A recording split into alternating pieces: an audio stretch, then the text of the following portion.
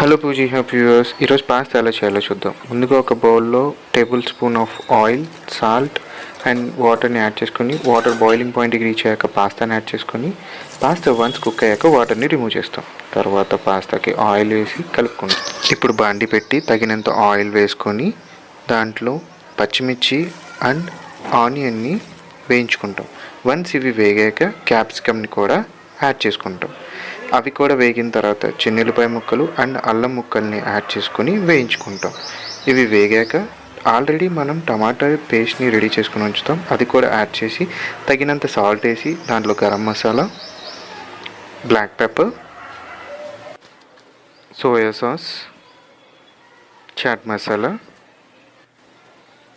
And వాటర్ని add చేసి లాస్ట్లో మనం ఆల్రెడీ ఉడకబెట్టిన పాస్తాని వేసి బాగా కలుపుకుంటాం. అవి అంతా బాగా మిక్స్ అయ్యాక కొత్తిమీరతో గార్నిష్ చేసుకొని ప్లేట్లో సర్వ్ చేసుకుంటాం. అంతే, చిటికెలో పాస్తా రెడీ.